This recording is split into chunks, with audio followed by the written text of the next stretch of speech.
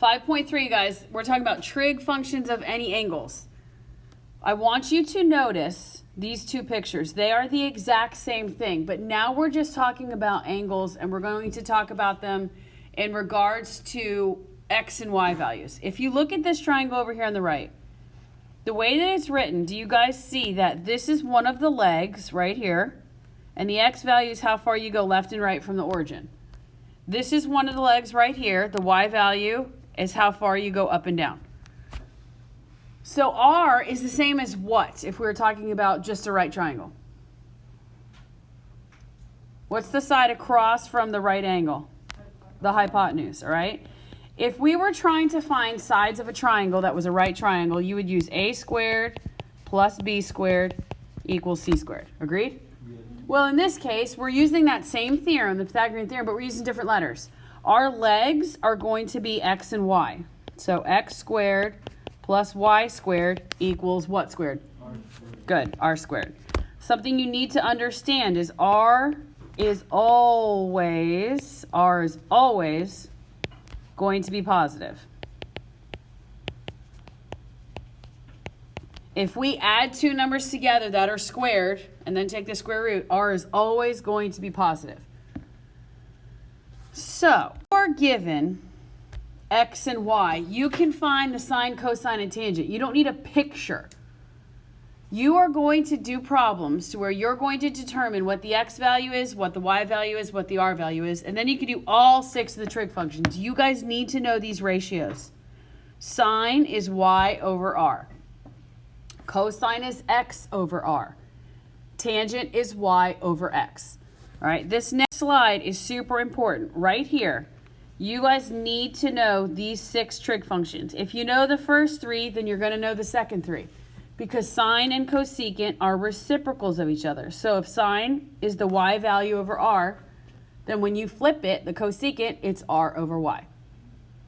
Cosine and secant are reciprocals of each other. So x over r versus r over x. We're going to do some problems, and this will make a little more sense. Tangent and cotangent are reciprocals. So tangent is y over x. So cotangent will be x over y. Everybody see that? Okay, so let's move along here. This is super duper important for you guys to remember. Okay, I'm gonna talk about the acronym All Students Take Calculus. This is telling you you're gonna be given angles and they're gonna say it's in the second quadrant, it's in the third quadrant. You need to know things about the quadrant. If I talk about the first quadrant, it says all. That means sine and cosecant, cosine and secant, tangent and cotangent are all positive. The reason that they're all positive are because what are the x and y signs in the first quadrant? They're both what? They're both plus plus. So y over r, x over r, y over x, it's all going to be positive.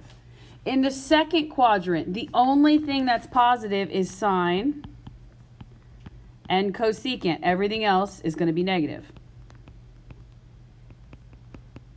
So if I think about the second quadrant, it's a negative x and a positive y. You guys need to make sure you understand this. In the third quadrant, tangent and cotangent are positive. And your signs are negative, negative, right? And then in the fourth quadrant, cosine and secant are positive. Your signs are positive, negative. Okay, super duper important for you guys to know. So when will you apply this? I'll tell you. If you're given a question like this, you have a couple of these on WebAssign. Okay, it says these two things. Determine what quadrant this angle lies in. Well, first thing you're going to do is you're going to draw your x, y, and you're going to write all students take calculus. Look at the first thing that they tell us. It says the sine of theta is less than 0. What does that mean? It's positive or negative? So they're telling me that sine is negative. So go over here to our little chart. In the first quadrant, is sine positive or negative? Positive, so it's not there. In the second quadrant, is sine positive or negative? So it's not there. All right, you'll always be able to cross off 2. Now I look and I say, okay. Okay, so the second thing that tells us that tangent is greater than 0. That means tangent is what? Positive. So with what we have left over in the third quadrant, is tangent positive or negative?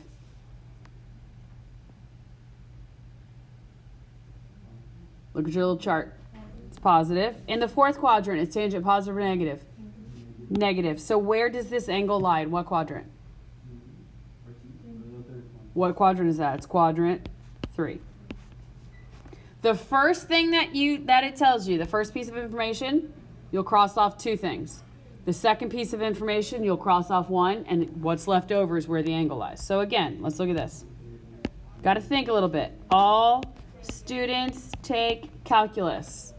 So this first thing says the secant of theta is greater than 0. First of all, what goes with secant? Cosine. All right. What does it mean if it's greater than 0? Okay, so I'm looking where cosine is positive. So go over here to your little chart. Where is cosine positive? In the first quadrant, it's what? Positive. Second quadrant? No. Third quadrant? Negative. Fourth quadrant? Positive. Okay, so it's either 1 or 4. Then I look and I say, okay, the second thing it tells me is that cosecant, well, what does cosecant go with? Sine, good. Sine is less than 0, which means negative. So with what's left over, where is sine negative? Good, because here everything is positive. So this angle lies in quadrant 4. All right, you guys see that? Okay. Not terribly difficult. It's kind of like a little puzzle. You got to do each piece separately. So when I look at a problem like this, you guys are going to have some of these on your homework. You'll definitely have 1 or 2 of these on your quiz. It says determine all 6 trig functions given. What the given information is tells you everything you need to know. Tangent. Tell me what the trig ratio is for tangent. Is it y over x, x over r over y? What is it?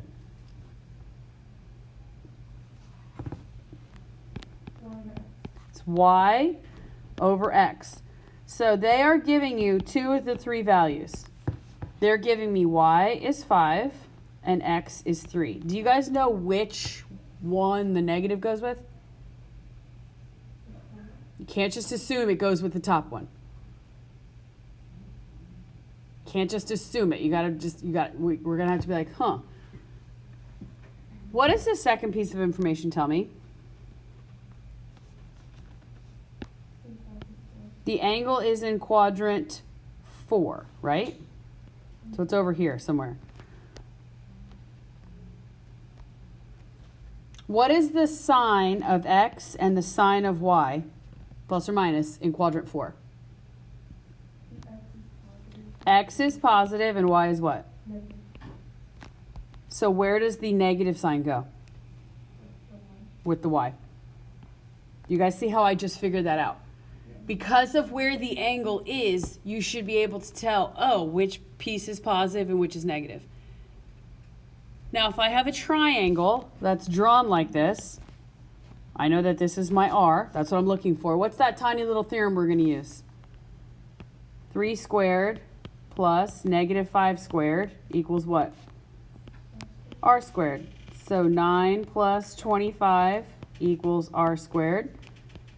34 equals r squared. What's r? The square root of 34. Now, if it asks you to find all 6 trig functions, we can do that real easy, guys. Sine is y over r. Cosine, x over r. Tangent, y over x, right? Cosecant is r over y. Secant, r over x. Cotangent, x over y.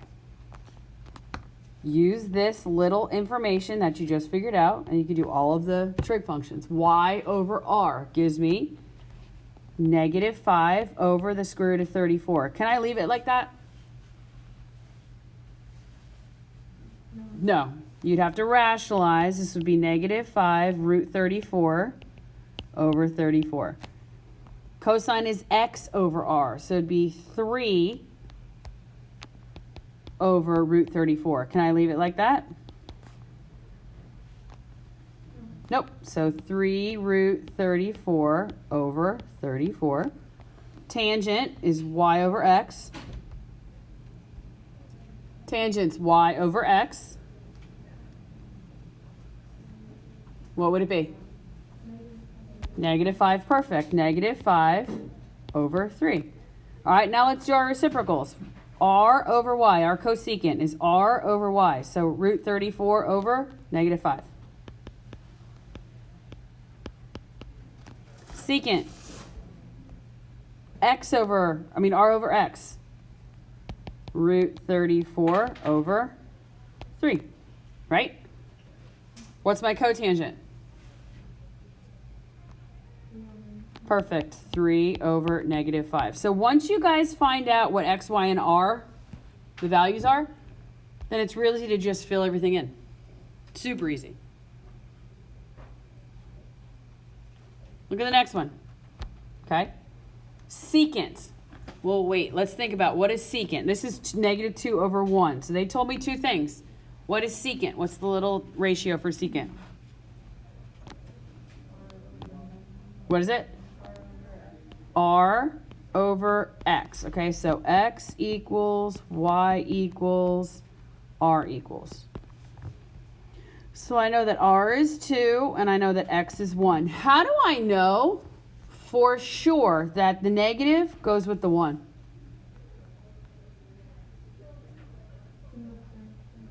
You don't even have to think about that. But how do I know for sure? What did I tell you at the very beginning? R is always what? Always positive. Because when you square two numbers and add them together, you're going to get a positive answer. So now let's look and say, okay, well, let's find our y. Negative 1 squared plus y squared equals 2 squared. 1 plus y squared equals 4. Y squared equals 3. What's y? Square root of 3. All right, now they told me that this angle lies in the third quadrant. It's over here. What's my x and what's my y in the third quadrant? They're both negative. So is there a negative right here? Yes.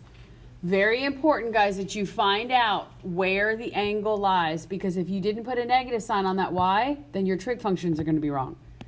Now to find the trig functions, it's easy. Sine is y over r. Cosine, x over r. Tangent, y over x. So let's do those first three.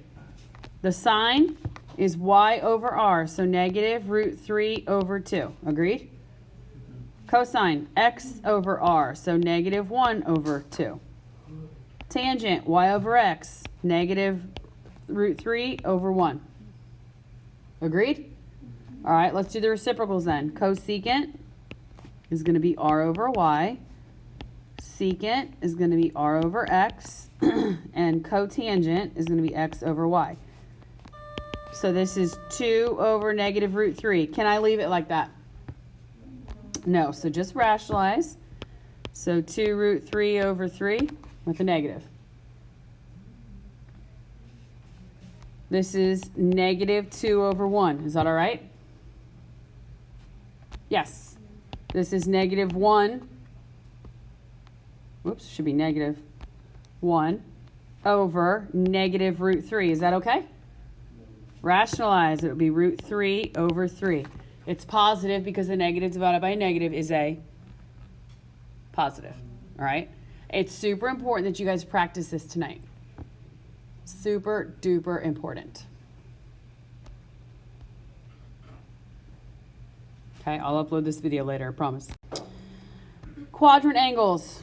I'm not going to say much about quadrant angles other than quadrant angles would be 0, 360, 90, 180, 270. Why do you think they're called quadrant angles? Not just normal angles. Why do you think those are the quadrant angles? of the quadrant. They separate each quadrant. So your quadrant angles, if they talk about a quadrant angle, it's just 90, 180, 270. All right. Now we're going to find trig functions at any angle. Okay, you guys are like, what? What is she talking about? Let me pull in, first of all, a unit circle.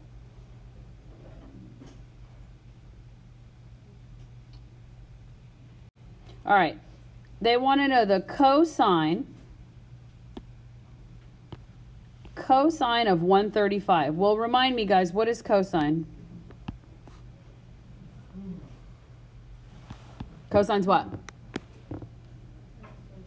X over R. Okay, so go over here.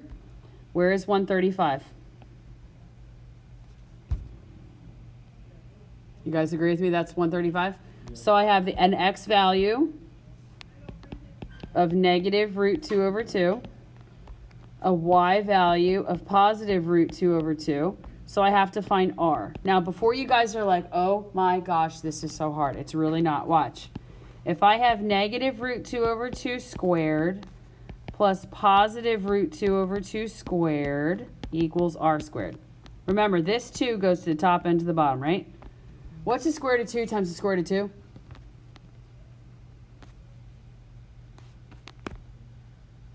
Guys? Square root of 4. Thank you. Square root of 4, which is 2. And then 2 squared, 2 times 2 is 4, right? Okay, plus, what's the square root of 2 times the square root of 2? 2 over 2 squared is 4. What is 2 fourths times 2 fourths, or plus 2 fourths? 1. What's the square root of 1? 1. So R is just 1 here. No big deal.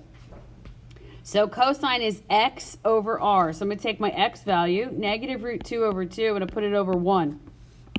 What's the cosine of 135 degrees? What's anything divided by 1, guys? What's anything divided by 1? What's 7 divided by 1? 7. What's vega divided by 1? Vega. So what's the square root of 2 divided by 2? Square root of 2 over 2 divided by 1? Negative square root of 2 over 2. Just because you had to do the Pythagorean theorem with square root of 2 over 2, you guys can handle that. It's just basic algebra. You're fine. Let's go to this one. I'm going to give you guys this on your quiz. Little cheat sheet, because you guys aren't going to have a ton of time for your quiz.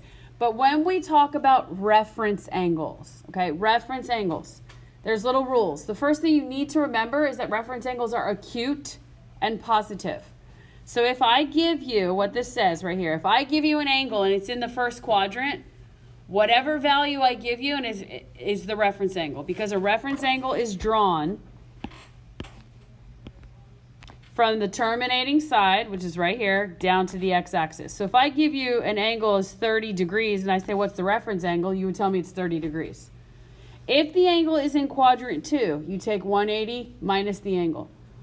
If it's in quadrant 3, you say angle minus 180. And if it's in quadrant 4, it's 360 minus the angle. Let me show you what I mean. If I give you the measurement 142 degrees, and I say, guys, what is the reference angle? First thing we need to do is figure out where that angle is. Here's 0, 360, 90, 180, 270. Where does 142 fall? Between 90 and 180, right? It's here in quadrant. What quadrant is that? Quadrant 2. What is the rule for to find the reference angle if the angle that you're given is in quadrant 2? 180 minus the angle given. So I'm going to literally say 180 minus 142. What do I get? 38 degrees. Check your answer. Is that angle acute? Is that less than 90? Yeah. Yes. Is it positive? Yeah. So you're good to go. What about if I said, what is the reference angle for 296 degrees? First thing I do is say, okay, where's 296?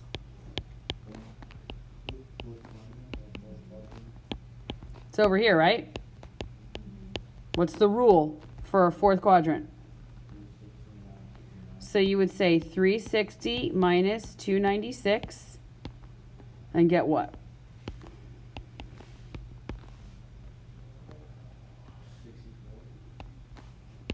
Is 64 degrees positive? Is it acute? You're good to go. So find out where the angle lies, quadrant 1, 2, 3, or 4, and then use your little cheat sheet. Does that make sense? Okay, not terribly difficult. Okay, good job.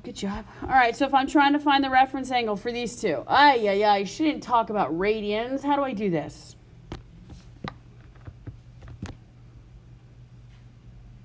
How do I know what that is in degrees?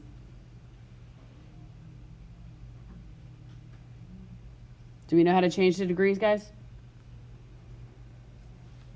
To change an angle from radians to degrees.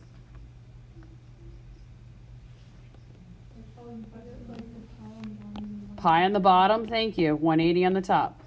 So the pi's cancel out.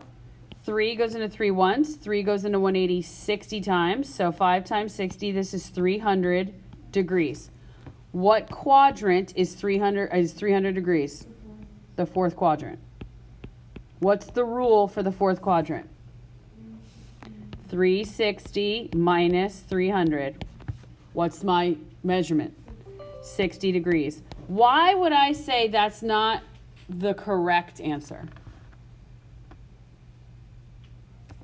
What did we start off in? Radians. So what do I need to do now? Convert it back to radians. Good.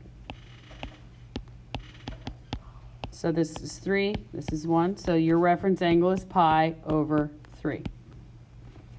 All right, if you get something like 870, what quadrant is 870 in? Anybody know? You just gotta keep going. Okay, you got to keep going. I agree with you. So if I have to keep going around and around and around, let's try and get this between 0 and 360. So let's subtract 360 degrees. Let's subtract a whole circle. And I get what? 510? Mm-hmm. Is that still bigger than a whole circle? Yeah. Let's subtract again then. And I get what? 150. What do I get? 150. Yeah, because I can't subtract. So 510 minus 360, 0, 150. All right, well, where is 150 degrees? It's in the second quadrant. What's the rule for the second quadrant? 180 minus 150 gives me 30. What's your reference angle?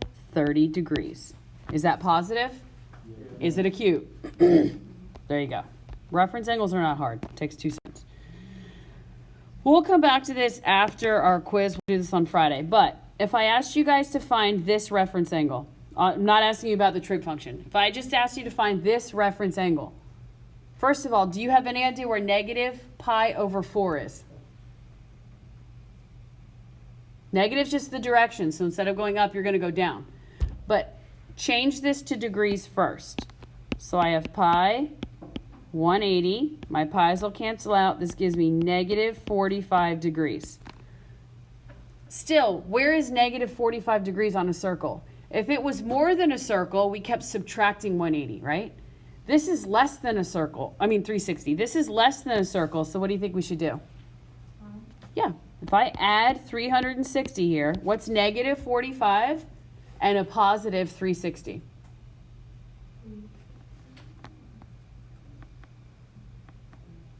Anybody? 315? Okay. Where is 315 degrees? It's in the fourth quadrant. What's the rule for the fourth quadrant? 360 minus 315, which gives me 45. All right. I started off in radians, so I need to end up in radians. This would be pi over 4. Just happens to be the same because of the example that I picked. If you guys start in radians, you need to end in radians. That's super, super, super important that you guys remember that. Does that make sense? Okay, good. All right, one more example and then we're done, I promise. Again, at home, if you want one sheet of paper with little notes and stuff written on it, that's fine. You will not be fumbling back and forth for paper. I need to see both hands at the same time. Guys, I will give you in here, you don't have to write anything down. I'll give you a little cheat sheet with all of this stuff on it so you don't have to worry about trying to memorize everything. But if they ask you for the area of a triangle, right? Generally, when we do area of a triangle, we get base times height divided by 2. But in this case, for this oblique triangle, I don't have a base and a height that I can multiply by. So there's a special formula, and I want you guys to write it down or memorize it. It should be on your notes, I think. You use this formula when you're given two, oh, this should say, I wrote this backwards. This should say 2 sides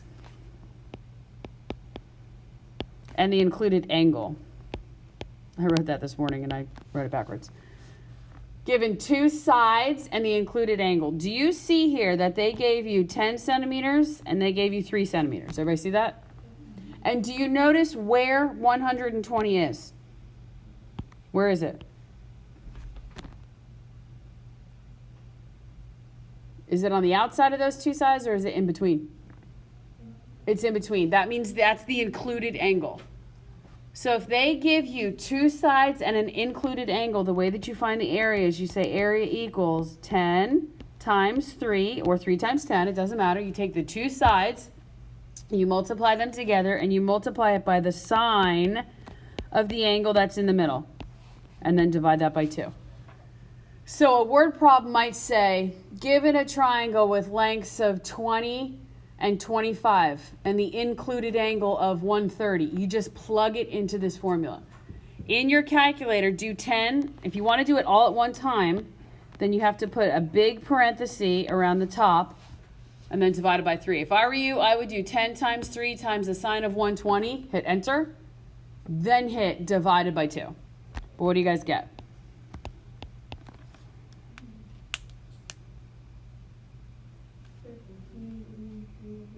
Say it again. Hit, okay, bottom right. Do you see the button that has, you got a radical in it, right? Yeah. Okay, so the bottom right, give me one sec, coach. The bottom right, just above the enter, there should be the button that, yeah, hit that. 12.99, perfect. 12.99 centimeters squared. You guys see that? Yeah. Make sense? People at home, you good? All right.